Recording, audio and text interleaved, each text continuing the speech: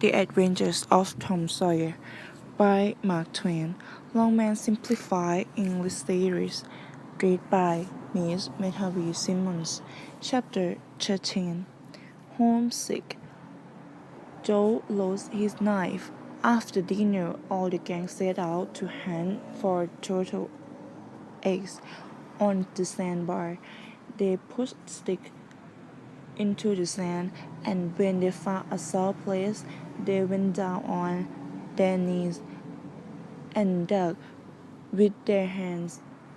Sometimes they took 50 or 60 eggs out of one hole.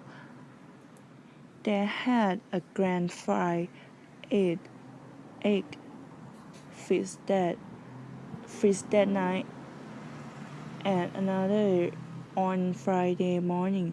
After breakfast, they dashed out onto the bar and chased each other round and round, and then continued their game out. Agent the stiff current which swept their legs from under them from time to time and greatly increased the fun. Now and then they stood in a group and threw water and threw water in each other's face with their palms, gradually appreciating each other with face turned aside and finally seizing each other and struggling until they all went under in confusion and came up blowing, lashing, and gasping for breath at one and the same time. When they were exhausted, they would stretch out on the hard, dry sand and cover themselves up with it, and after a time dash for the water again and do the same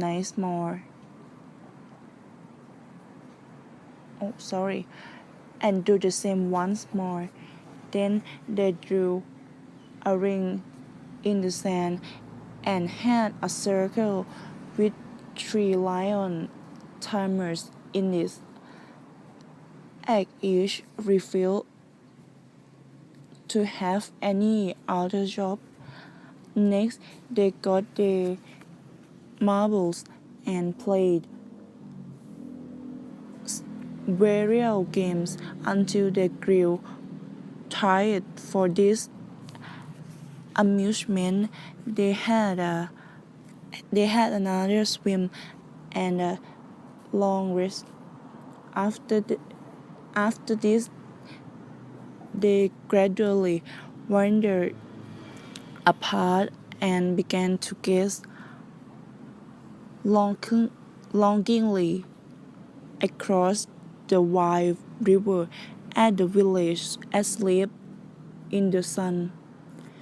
Tom found himself writing Becky in the sand with his big toe. He scratched it out and was angry with himself for his weakness. But Joe was so homesick that he could hardly bear the misery of it. Huck had a long face too. Tom was downhearted, but he tried hard not to show it. He had a secret which he was not ready to tell yet. But if this depression was not broken up soon, he would have to reveal it. Tom suggests that they should go hunting for pirates, treasure, chests of gold and silver, but the others were not keen On doing so, Tom made other suggestions, but they fell too. It was discouraging work. Joe said, digging a stick into the sand and looking very gloomy. "Oh boy, let's give it up," said Joe finally. "I want to go home. It's so lonely." "Oh no, Joe. You'll feel better soon. Just think, just think of the fishing here, and here isn't another swimming place anywhere better than this. Swimming's no good. I don't seem to care for it. How somehow when there isn't anybody to say that I mustn't swim, I want to go home. Well, well, we'll let the crybaby go home to its mother. Won't we, Hug? Poor thing, doesn't it want to see it, mother? And so does Shell. You like it here, don't you, Hug? We'll stay, won't you? Hug said, "Yeah," without any heart in it. "I never speak to you again as long as I live," said Joe, rising to collect his belongings soon without a parting word. He began to walk slowly through the shallow water towards the Illinois banks. Tom's heart began to sink. He glanced at Hug. Hug dropped his eyes. I want to go too, Tom," he said. Said he. "It's was getting lonely, and now it'll be worse. Let's go too, Tom." "We'll go. Who's hindering you?" Huck walked sorrowfully away, and Tom watched them moving slowly on. Tom suddenly noticed that everything had become very lonely and still. He made on final struggle with his pride and then dashed after his friends. Wait, he shouted. "I want to tell you something." They stopped and turned round. When he reached them, he began unfolding his secret, and they listened gloomily till at last they understood his plan. Then they gave a cheer and said that it was marvelous. They accused him that they would not have let him if he had told them before. Tom made up an excuse, but his real reason had been the fear that not even the secret would keep them with him any very great length of time, and so he had meant to hold it in reserve as a last persuasion. The boys came guiltily back and continued their sport, talking all the time about Tom's plan and admiring the cleverness of it. After a delicious egg and fish dinner, Tom had that he wanted to learn how to smoke. Joe said that he would like to try too. So Huck filled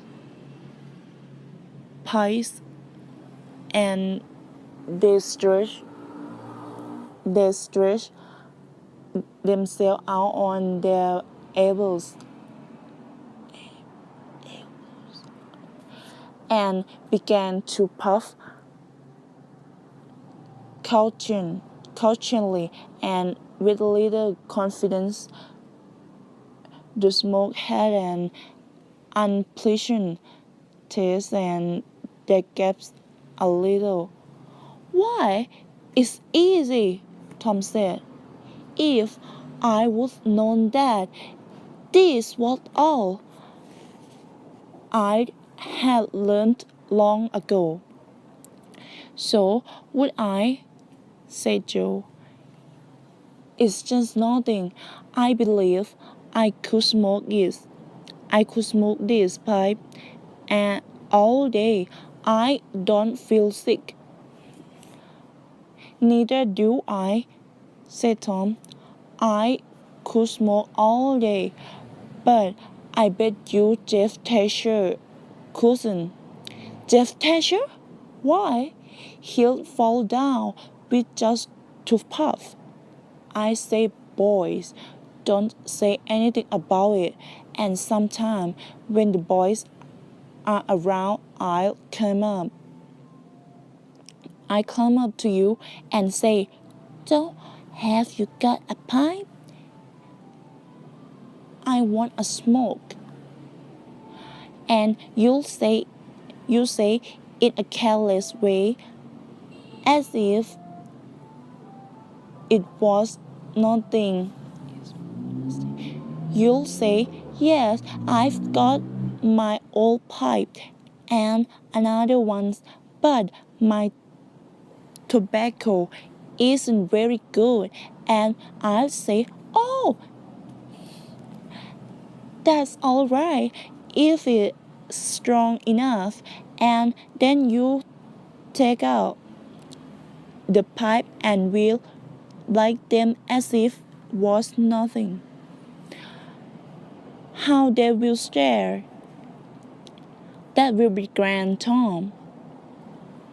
I wish it was now. So the talk ran on, but presently it began to drink a little. It began to drag a little. The silence widened, splitting marvelously increased. Fountains seemed to be at work inside there. There she, both the boys were looking very pale and miserable now. Joe's pipe dropped from his finger. Tom's followed. I've lost my key. I lost my knife, said Joe faintly. I think I'd better go and find. Tom rose unsteadily and said with trembling lips, I'll help you. You go over that. You go over that way and I'll search by the spring. No, you needn't come hard. We can find it. So Huck sat down again and waited an hour. Then he found it slowly and went to find his companions.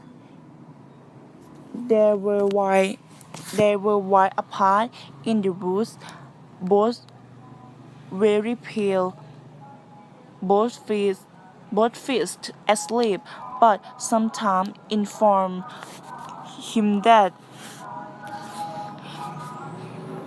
if they had had any trouble, they had got rid of it. They were not very talkative at supper that night. They had a humble look when Huck prepared his pipe after the meal and was going to prepare they they told him not to. They were not feeling very well. Something they ate at dinner had upset them. Sorry. Thank you.